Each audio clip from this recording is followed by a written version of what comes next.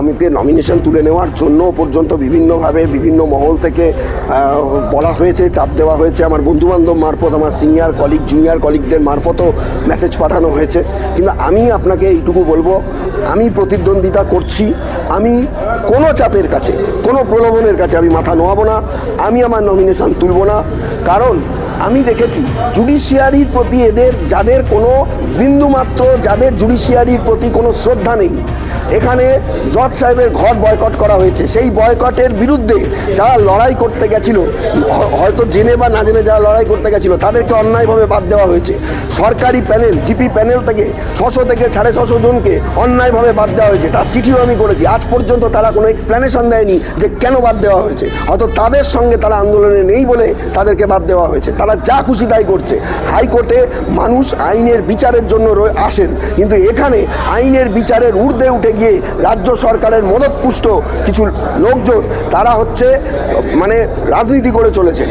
যারা ভোট দেবেন হাইকোর্টে, সবাই উকিলবাবু বা আমি তাদের সবার কাছেই আমি বলবো যে আপনারা আপনাদের নিজেদের যাদের ইচ্ছা তাদেরকেই ভোট দেবেন। আমি বলবো না যে আমাকেই ভোট দিন, কিন্তু অন্যায়ের বিরুদ্ধে, দুর্নীতির বিরুদ্ধে এবং প্রতিবাদী চরিত্র হিসাবে যদি আপনি মনে করেন যে কোনো একজন মানুষকে আপনি বেছে নিতে চান, তাহলে আপনারা আমাকে সেই দিক থেকে ভোট দিতে পারেন। এইটুকু বলতে পারি, যেভাবে বিগত বছরগুলিতে অন্যায় এবং প্রতিবাদ ও দুর্নীতির বিরুদ্ধে বিভিন্ন মামলার মাধ্যমে আমি লড়াই করে এসেছি, সেই লড়াই কিন্তু ভবিষ্যতেও আমার জারি থাকবে। আমি ভোটে জিতি না জিতি সেটা বড় ব্যাপার নয়, কিন্তু যদি আমি ভোটে একটা জয়যুক্ত হই বা একটা পজিশনে আসি, আমার এই লড়াইটা করতে সেটা একটা পাথেয় হবে। এবং হচ্ছে যে আরও সারা রাজ্য জুড়ে যে সমস্ত দুর্নীতি, যে সমস্ত অন্যায় চলছে এবং রাজ্য সরকারের বিভিন্ন লোকজন যেভাবে দুর্নীতি ও অন্যায়ের সঙ্গে যুক্ত, সেইগুলোর বিরুদ্ধে প্রতিবাদ আমি কিন্তু করে যাব এবং ভবিষ্যতে আমি এইটা করব, এইটুকু আমি বলবো। আর ভোটের ব্যাপারটা নিয়ে আমি কাউকে রিকোয়েস্ট করছি না যে আমাকেই ভোট দিন। আপনারা যাকে খুশি তাকে ভোট দিতে পারেন, তবে দুর্নীতির বিরুদ্ধে, অন্যায়ের বিরুদ্ধে যদি আপনারা কোনো মুখকে আপনারা যদি প্রজেকশন করেন। কলকাতা হাইকোর্টের বার অ্যাসোসিয়েশনের নির্বাচনে আমি এই বছর প্রতিদ্বন্দ্বিতা করছি। ওদেরকে আমি জানাই, ঘটনাটা হচ্ছে যে আমি প্রত্যেকবারই দেখতে পাই যে এখানে যারা লড়াই করে, যারা আইনজীবীদের জন্য লড়াই করছে, যারা আইনজীবীদের স্বার্থে লড়াই করছে, তাদের হয়ে বলার মতন কোর্টে কেউ নেই। তাদের হয়ে বলার মতন, তাদের দাবিগুলো পেশ করার মতন কোনো জায়গা দেখা যাচ্ছে না। কারণ আপনারা জানেন যে মূল এখানে যে তৃণমূল কংগ্রেসের যে প্যানেল এখানে দেওয়া হয়েছে, আমি তাদের প্যানেল নিয়ে কিছু বলবো না, বা অন্যান্য দলের যে প্যানেল দেওয়া হয়েছে তারা তাদের মতন কন্টেস্ট করবেন। আমি আমার মতন ইন্ডিভিজুয়াল ক্যান্ডিডেট হিসাবে, সাধারণ ক্যান্ডিডেট হিসাবে আমি কন্টেস্টটা করছি।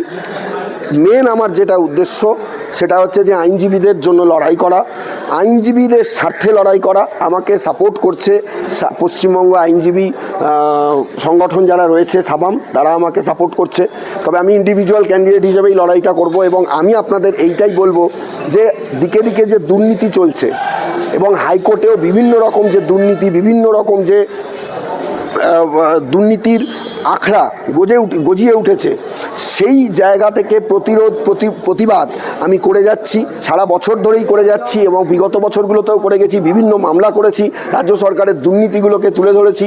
সুতরাং আমি মনে করি যে এই কন্টেস্টের মাধ্যমে আমি যদি ভোটে জিতি, যত দুর্নীতি বা যত বিভিন্ন রকমের খারাপ কাজকর্ম সঙ্গে এই রাজ্য সরকারের লোকজন বা এই রাজ্য সরকার সরাসরি জড়িত, তাদের বিরুদ্ধে প্রতিবাদের একটা জায়গা তৈরি হবে। এবং আমার মনে হয় যে আপনারা আমাকে আশীর্বাদ করবেন এবং আপনাদের মূল্যবান ভোট আমাকে দেবেন। আমি জানি না, দেখুন, আমি যদি হেরেও যাই তবু এই প্রতিবাদ কিন্তু আমার চলবে, এটুকু আমি আপনাদের বলতে পারি। আমরা সূত্র মারফত খবর পেলাম যে আপনি ইন্ডিভিজুয়ালি এই বার অ্যাসোসিয়েশন নির্বাচনে প্রতিদ্বন্দ্বিতা করছেন এবং আপনি বলে গেলেন যে একটু আগে যে বিভিন্ন শাসকের দুর্নীতি তুলে দিচ্ছেন। এই জন্য করে আমরা খবর পেলাম যে শাসক দল যাতে আপনি প্রতিদ্বন্দ্বিতা না করতে পারেন, সেই জন্য বিভিন্ন প্রবণতা এবং বিভিন্ন রকম বাধা সৃষ্টি করছে। হ্যাঁ, সেটা বিভিন্নভাবে আমার কাছেও খবরটা এসেছে। এমনকি আমাকে নমিনেশন তুলে নেওয়ার জন্য পর্যন্ত বিভিন্নভাবে বিভিন্ন মহল থেকে বলা হয়েছে, চাপ দেওয়া হয়েছে। আমার বন্ধুবান্ধব মারফত, আমার সিনিয়র কলিগ, জুনিয়র কলিগদের মারফতও মেসেজ পাঠানো হয়েছে। কিন্তু আমি আপনাকে এইটুকু বলবো, আমি প্রতিদ্বন্দ্বিতা করছি। আমি কোনো চাপের কাছে, কোনো প্রলোভনের কাছে আমি মাথা নোয়াবো না, আমি আমার নমিনেশন তুলব না। কারণ আমি দেখেছি জুডিশিয়ারির প্রতি যাদের কোনো বিন্দুমাত্র, যাদের জুডিশিয়ারির প্রতি কোনো শ্রদ্ধা নেই, এখানে জজ সাহেবের ঘর বয়কট করা হয়েছে। সেই বয়কটের বিরুদ্ধে যারা লড়াই করতে গেছিল, হয়তো জেনে বা না জেনে যারা লড়াই করতে গেছিল, তাদেরকে অন্যায়ভাবে বাদ দেওয়া হয়েছে। সরকারি প্যানেল, জিপি প্যানেল থেকে 600 থেকে 650 জনকে অন্যায়ভাবে বাদ দেওয়া হয়েছে। তার চিঠিও আমি করেছি। আজ পর্যন্ত তারা কোনো এক্সপ্লেনেশন দেয়নি যে কেন বাদ দেওয়া হয়েছে। হয়তো তাদের সঙ্গে তারা আন্দোলনে নেই বলে তাদেরকে বাদ দেওয়া হয়েছে। তারা যা খুশি তাই করছে। হাইকোর্টে মানুষ আইনের বিচারের জন্য আসেন, কিন্তু এখানে আইনের বিচারের ঊর্ধ্বে উঠে গিয়ে রাজ্য সরকারের মদতপুষ্ট কিছু লোকজন, তারা হচ্ছে মানে রাজনীতি করে চলেছেন। যারা ভোট দেবেন হাইকোর্টে সবাই উকিলবাবু বা আমি তাদের সবার কাছেই আমি বলবো যে আপনারা আপনাদের নিজেদের যাদের ইচ্ছা তাদেরকেই ভোট দেবেন। আমি বলবো না যে আমাকেই ভোট দিন, কিন্তু অন্যায়ের বিরুদ্ধে, দুর্নীতির বিরুদ্ধে এবং প্রতিবাদী চরিত্র হিসাবে যদি আপনি মনে করেন যে কোনো একজন মানুষকে আপনি বেছে নিতে চান, তাহলে আপনারা আমাকে সেই দিক থেকে ভোট দিতে পারেন। এইটুকু বলতে পারি, যেভাবে বিগত বছরগুলিতে অন্যায় এবং প্রতিবাদ ও দুর্নীতির বিরুদ্ধে বিভিন্ন মামলার মাধ্যমে আমি লড়াই করে এসেছি, সেই লড়াই কিন্তু ভবিষ্যতেও আমার জারি থাকবে। আমি ভোটে জিতি না জিতি সেটা বড় ব্যাপার নয়, কিন্তু যদি আমি ভোটে একটা জয়যুক্ত হই বা একটা পজিশনে আসি, আমার এই লড়াইটা করতে সেটা একটা পাথেয় হবে।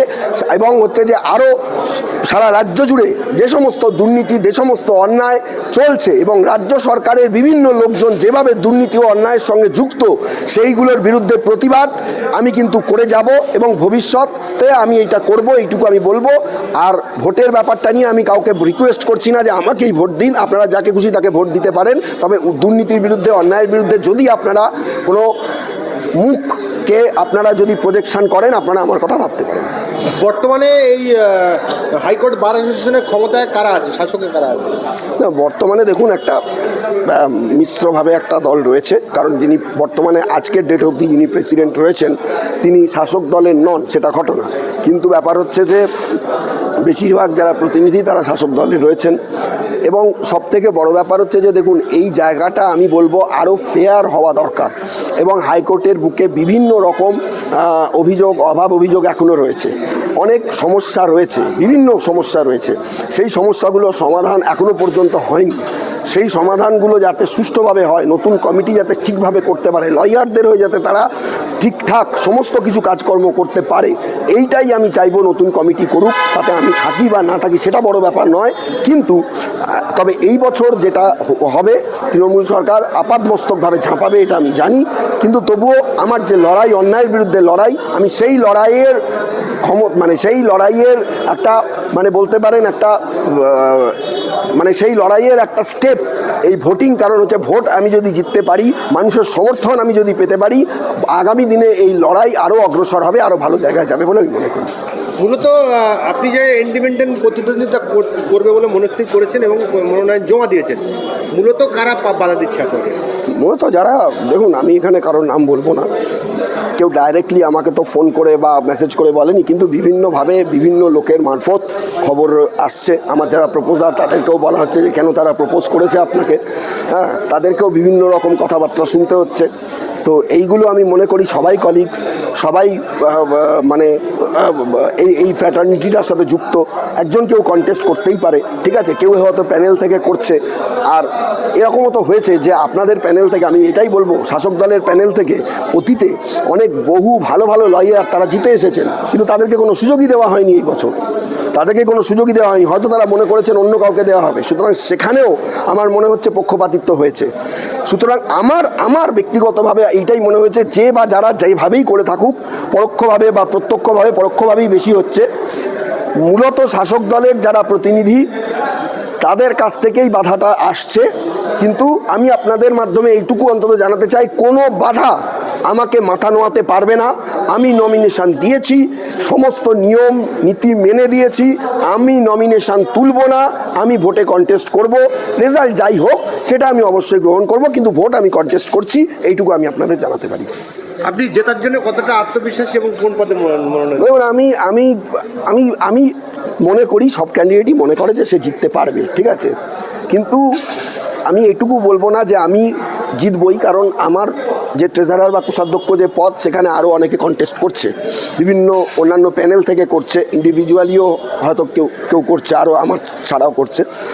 তবে আমার মনে হয় যে আমি একটা নির্দিষ্ট অংশের কাছে, মানুষের কাছে, বা সেই সমস্ত একটা নির্দিষ্ট অংশ যারা এই দুর্নীতির বিরুদ্ধে প্রতিবাদের কে সমর্থন করেন, তাদের ভোট যদি আমি ঠিকঠাক পাই, এবং আমি আপনাকে বলি বহু মানুষ তারা হয়তো বলছেন যে আমার নামটা বলো না, যারা হয়তো আজকে চাপে পড়ে বলছে, এবং যারা হয়তো ওই রাজ্য সরকারের বিভিন্ন প্যানেলের সঙ্গে যুক্ত, এবং যারা বিভিন্ন পোস্ট হোল্ড করে রয়েছে, তারাও বলছে যে ভাই তোমাকে আলাদা করে ভোটটা আমরা দেব, কারণ আমরা জানি যে তুমি আসলে হাইকোর্টের ভাবমূর্তি আরও, মানে এই কমিটির ভাবমূর্তি আরও উজ্জ্বল হবে এবং কাজকর্ম খুব ভালো হবে। সুতরাং আমি মনে করি যে আমি জিততে পারবো।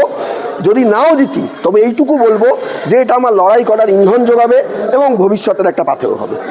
আচ্ছা, ওই